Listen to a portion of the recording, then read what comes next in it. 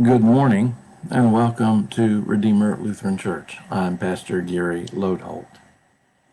This week we've been looking at the number 40 and how it's used in the Bible. We've looked at Noah during the flood, and Moses and the Exodus, and yesterday at David and Goliath, all of whose stories featured the number 40.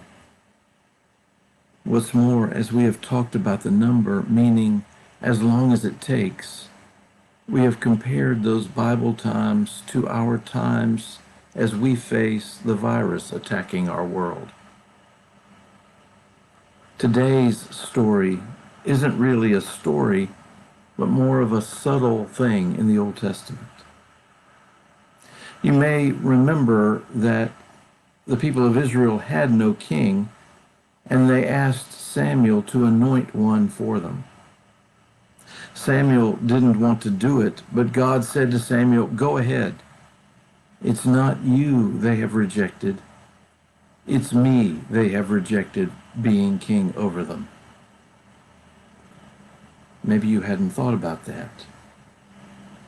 Before this time, they very specifically did not have a king because God was supposed to be their king. God was to rule over them. Their lives were to be shaped by God. Their lives and their allegiance weren't to be distracted by an earthly ruler. Now, that was about to change. And as an aside, we still have earthly rulers and leaders today that distract us away from following God. Samuel told them that they wouldn't like having a king.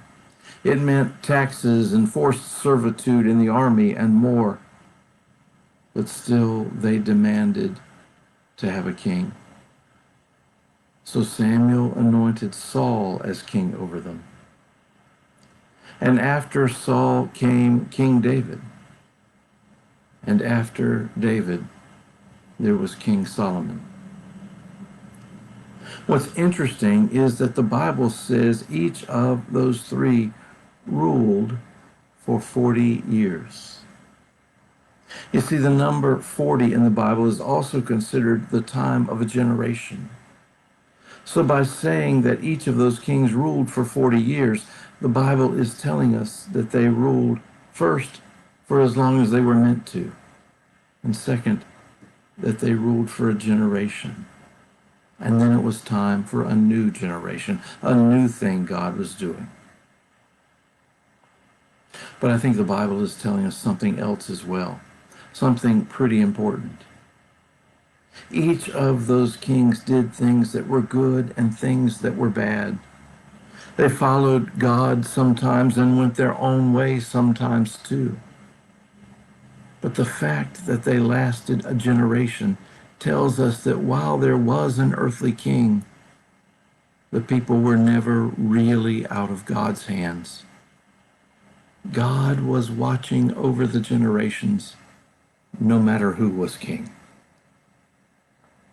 And maybe that's a word of comfort for us today.